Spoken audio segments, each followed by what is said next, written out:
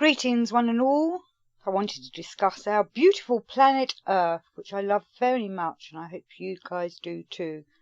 Obviously it's the only planet that we physically live on, and it's there for us to wander about and make the best of our lives as we can, though we often have things thrown at us that make our lives quite difficult.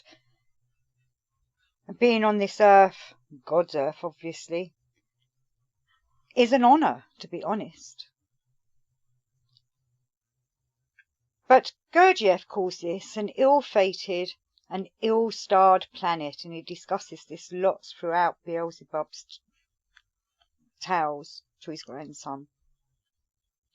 He also says that it's an ill-treated planet, which is what I wanted to discuss today, because I feel it is often ill-treated. People do not understand that this Earth is unique. It's a one and only. There is no other planet like it anywhere, though there are many people out there, billionaires, trillionaires or whatever, who think that they're going to go and find another Earth or make another Earth.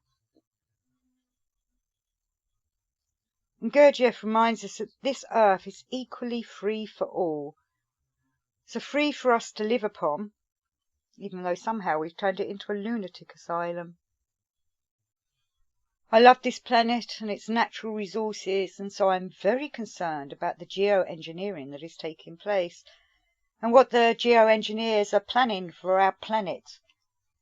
I'm currently reading this book called The Planet Remade, How Geo-Engineering Could Change the World. It's by Oliver Morton, and he's been researching what all these plans are by the various scientists, billionaires, trillionaires and such like, of how to make the world a better place, even though obviously it's a natural place. To be honest, even the title of this book scares, worries and saddens me. The Planet Remade, How Geo-Engineering Could Change the World. I'm going to read a little bit from it, so I'm now quoting from page 54 to 5. The most widely argued over form of climate geoengineering is one that would use such a vow to make the world cooler than it would otherwise be. There is much about such an idea to fear.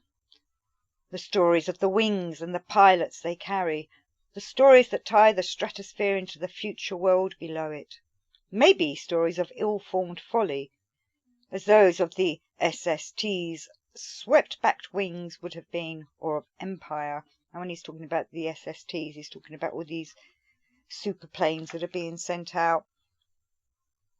The pilots of the vow makers, if the aircraft are designed to need pilots, may be in military uniform, doing with discipline a job that one country, and one country alone, has decided upon, seeking to tailor the environment to that nation's interests while paying no heed to the interests of any others their actions may harm, either then or further into the future. They may fly with countermeasures to protect them from attack. Their geo-engineering may in itself constitute an attack on others.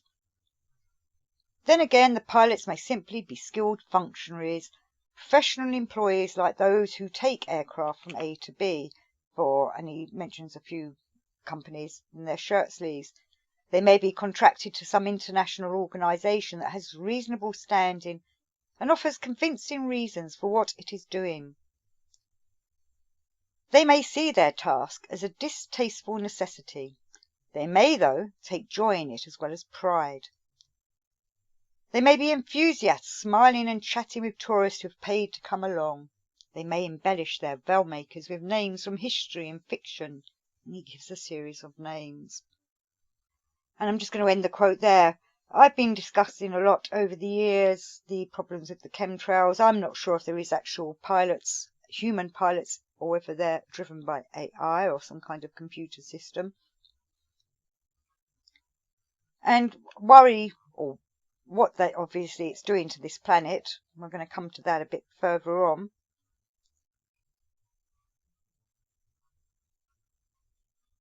And what the results are going to be to our planet. Why are we transforming it?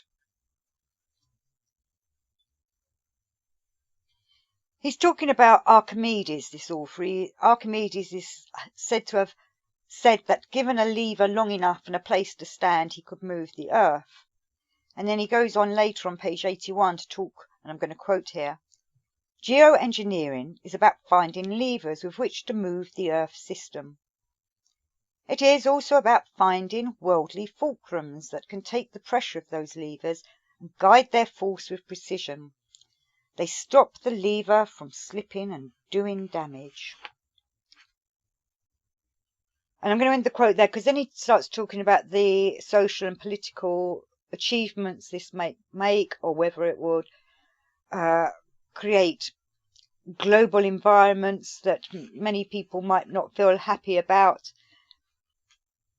You know, there's also what I think, is there a need for Earth to be geoengineered? Earth is going through changes as everything evolves. You know, we evolve, we're evolving hopefully up to become angels, and this Earth will one day, or this planet will one day become a sun. But maybe her changes that are threatening our lifestyles is, how to put it, it's because our lifestyles threaten her. You know, all the concrete, the litter, the pollution, the digging and such like is causing a problem on our lovely planet Earth. Why are we concreting everything over? We've got a beautiful grassy Earth surface to walk upon, but they want to concrete everything to make things easier to get from A to B. And there is actually a quote about this in this book. He says, "Humans outstrip nature all the time in ways that just a few centuries ago, at the time, say, of Tambora, would have shocked all those romantic spirits looking to high mountains and wild weather for the thrill of the sublime. They bridge the deepest chasms, light the darkest night, dam the greatest rivers. They surpass almost every limit you would imagine for mammals not even 2 meters tall with brains smaller than melons.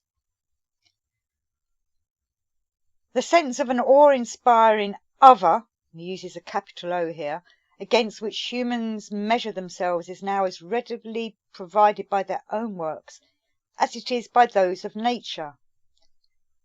There is now, in a phrase of the historian David Nye, a technological sublime, an overwhelming of the imagination, as he puts it, that undermines all notions of limitation, instead presupposing the ability to innovate continually and to transform the world." End quote. Which is quite sad, really, that we want to transform this beautiful planet into something that makes it easiest for us to live our mechanical, material lives.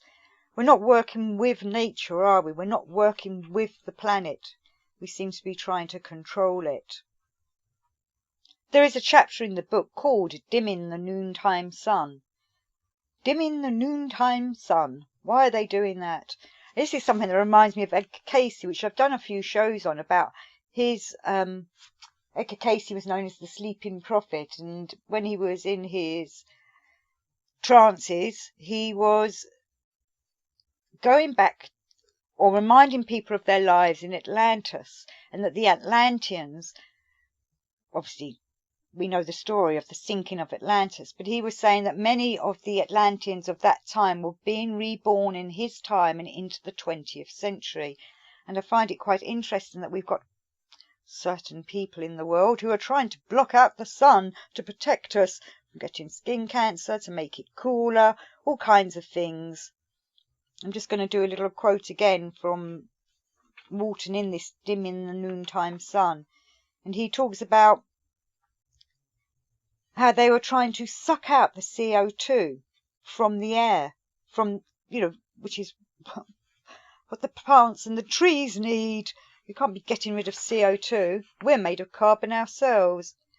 But he says in this quote that there was a study in 2010 by Aurora Flight Sciences, a company that builds, among other things, stratospheric research aircraft. The study was commissioned by David Keefe, the researcher whom we met in the introduction at the University of Calgary. So he's talking about the introduction of the book, arguing about how much it might cost his company, Carbon Engineering, to suck carbon dioxide out of the atmosphere. Professors don't often have the wherewithal to commission studies on subjects they are interested in from commercial aircraft makers. But Keith, probably the single most influential researcher in the climate geoengineering field, is not a typical professor. And he goes on to talk about how he's connected to quite a few rich and famous people. Quote, among other things, he and his friend Ken Caldeira, an Earth system scientist at the Carnegie Institute, have, for most of the past decade, held the purse strings of a fund created by Bill Gates and some of his former employees to pay for research on climate and climate engineering. And money from this fund has paid for a fair amount of the research into climate geoengineering that has gone on since 2007. And I'm going to end the quote. I used to get poo-pooed with talking about chemtrails in the sky, so more and more people are noticing them. And there's been studies on them outside of Bill Gates group and such. Like they're saying that they've got a lot of metals in them and a lot of other chemicals in them that might not be doing us any good. But I'm not a scientist, so what do I know? I just care about our beautiful planet, and I don't understand why we need to dim out the sun. The author goes on to talk about how all this geoengineering may bring greater benefits to humanity, though there might be a few problems with it. Obviously, he talks about how there might be slippery slopes. You know, there might be moments when they're trying to intervene by doing good things, there might be some kind of harm done in other ways. Efforts to do good might make those harmful interventions much more likely, even inevitable. And, you know, this is something I've been discussing with various peoples over the years, of how we can protect our beautiful planet from such people. And he says, I quote, I think there are people who, though they would not necessarily put it this way, would rather see greater suffering due to climate change than have human empire dominate the previously natural world to the extent geoengineering would seem to entail. There is a fear that such a transfer of power would mark a fundamental loss of both what is natural and what is human. It brings to mind Christ's question to his disciples. For what is a man advantaged if he gain the whole world and lose himself or be cast away? End quote. And then he starts going on about, again from a scientific point of view, obviously Christ here is not talking about gaining the world that we live in as in a physical, mechanical, material world. He's talking about the heavenly worlds. When you gain the whole world and forget your soul and your connection to God, you do lose yourself and you do get cast away. But we still need to take care of this world in a natural way. It's God's planet. I don't know what he'd think about all this deliberate geoengineering.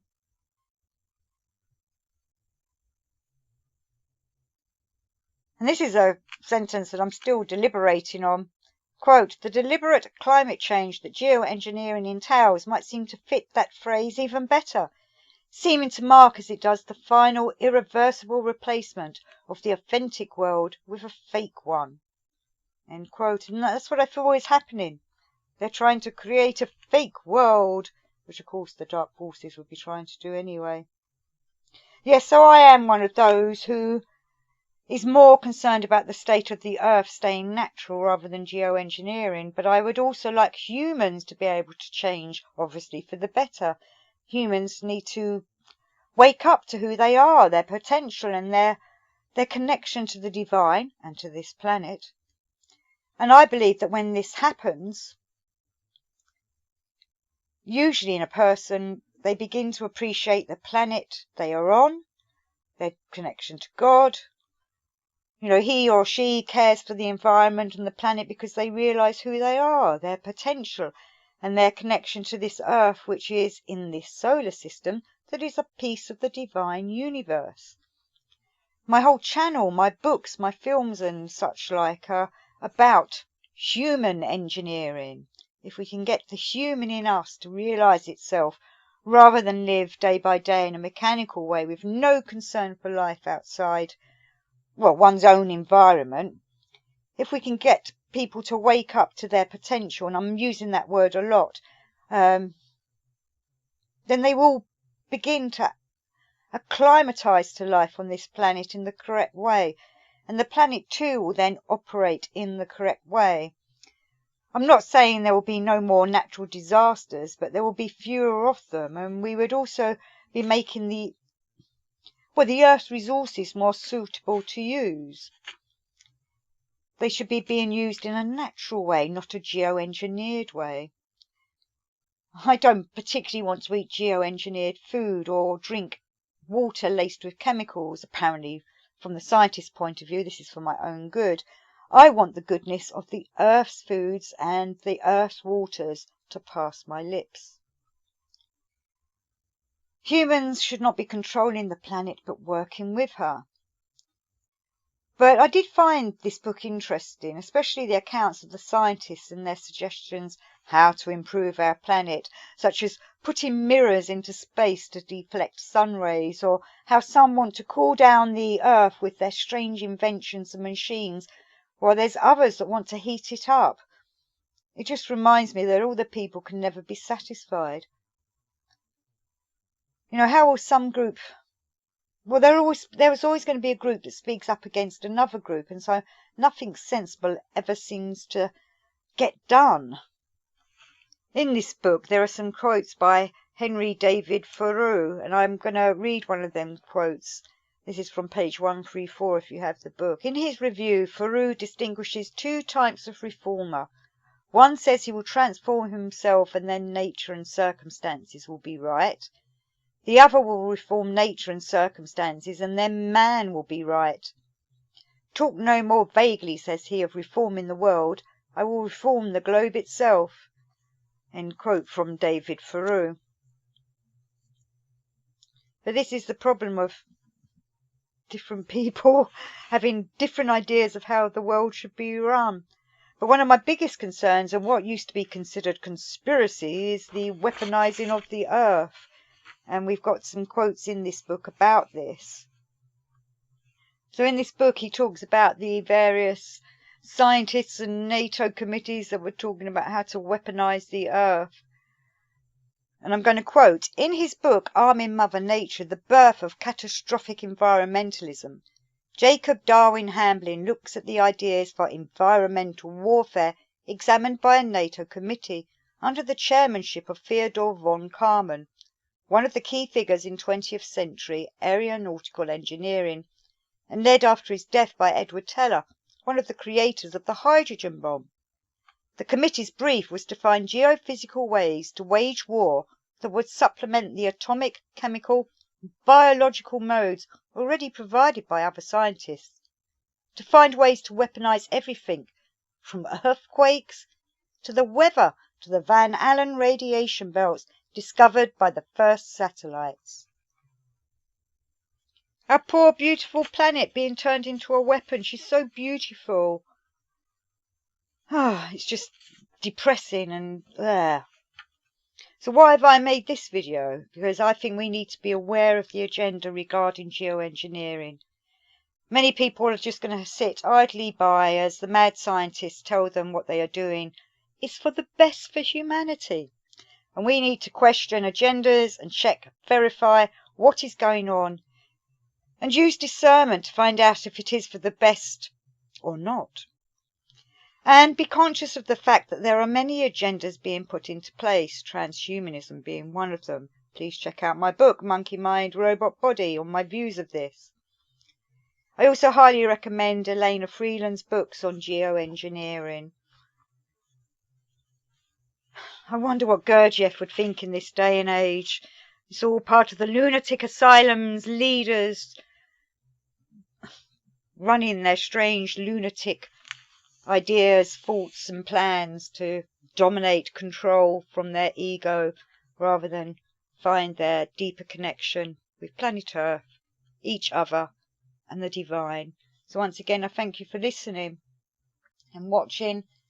My books are available. I know on one of my videos I was talking about the Watchers and I put my Devils and Angels cover up instead.